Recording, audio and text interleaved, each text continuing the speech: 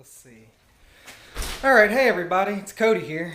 I'm about to get started on either episode 2 or 3 of my build series, building a stainless steel gas tank for my monster tub. As you can see, I've already got the tank tacked and actually welded on the bottom a little bit. So I'm gonna go ahead and finish welding the rest of the sides and hopefully throw a top on it. Alright, so just got my table set up. It's a stupid little wooden table on 2 sawhorses. Probably should get something better than this, but it does the job pretty well. Alright guys, so I just got done sharpening my tungsten to get it ready for welding. I'm going to go ahead and probably make a tips and tricks video on how to set up a TIG welder. When I go over that process, I'll also go ahead and go over the correct way of sharpening the tungsten, why it's important to sharpen the tungsten, and the way I prefer to keep my TIG torch set up. But we'll go over that one on a later date, so I'm just going to go ahead and get the camera set up, which I think I'm just going to go ahead and mount right off the rig, the welding rig actually, and get to work. Now we're going to go ahead and try and weld it up. The hardest thing about welding a gas tank is you want to make sure it's watertight. And I haven't welded in, like probably a year and a half now, which is not good for trying to, do really pretty nice welding, but welding's like riding a bike, you get rusty after a while.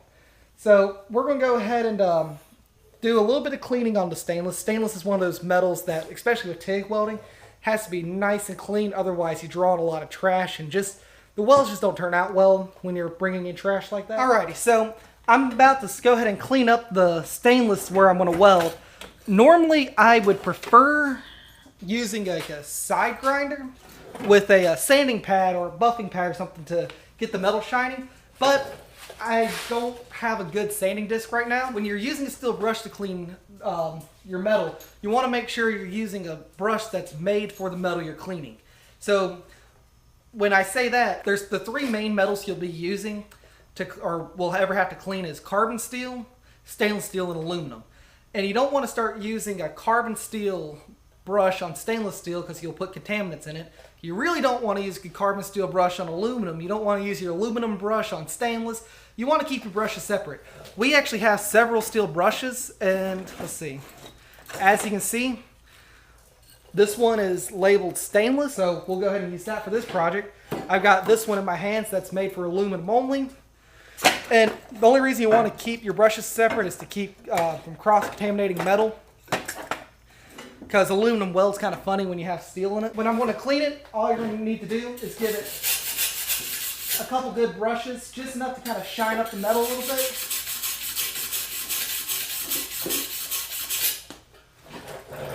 I don't know if you're going to be able to tell. Hopefully I'm not putting a glare on it, but right in the joint where I just scraped is shiny. The outside isn't. That's all you really need.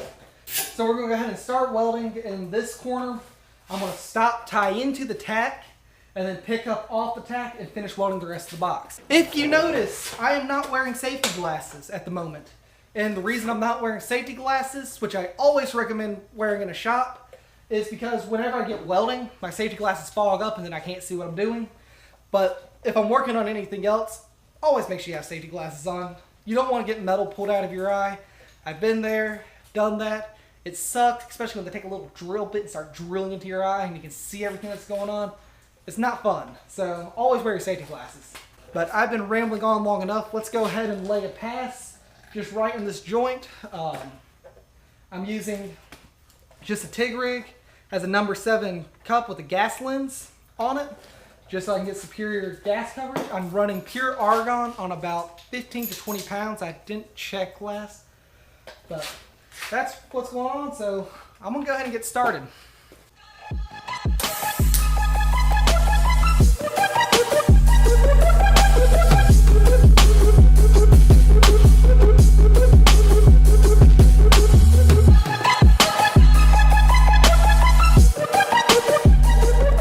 If you notice, I just welded this little bit in right here, right there. I didn't weld from here to here for the sole reason of I'm left-handed, which means I have to start off the part. So all I'm gonna do when I get back to this is switch it and flip and weld it right-handed to the edge. I stopped in the tack and tied in because you don't really want to weld over tacks. what I'm gonna do is I'll start back over the tack, tie in, and then finish, and I'll actually weld all the way to this edge right here.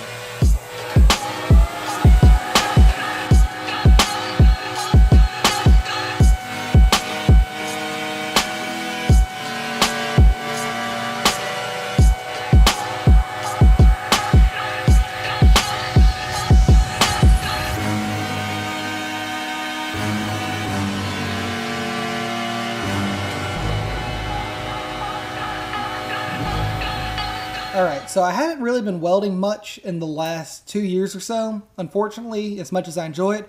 But I don't think it's too shabby for a stainless weld. This left side is definitely better than the right side after the tack. The right side, it looks alright. I can't tell if there's a little bit of undercut in it, but it'll do what I'm trying to do for a gas tank.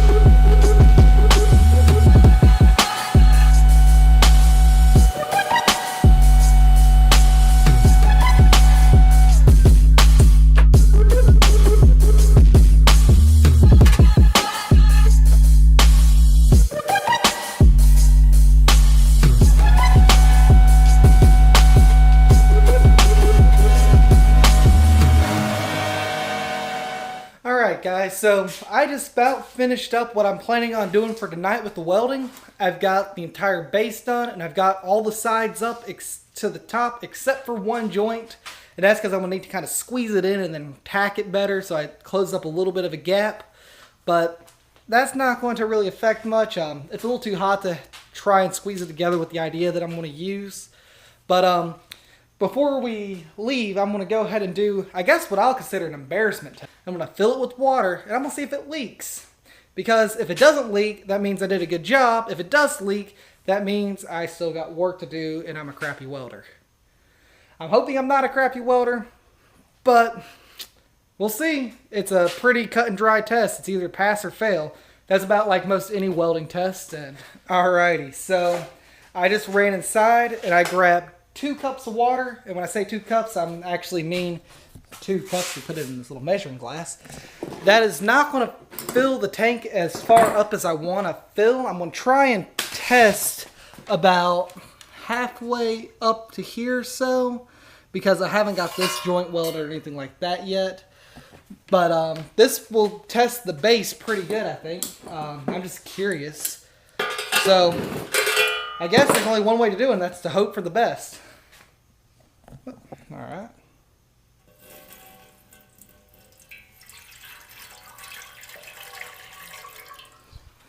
Look at that, no puddle yet.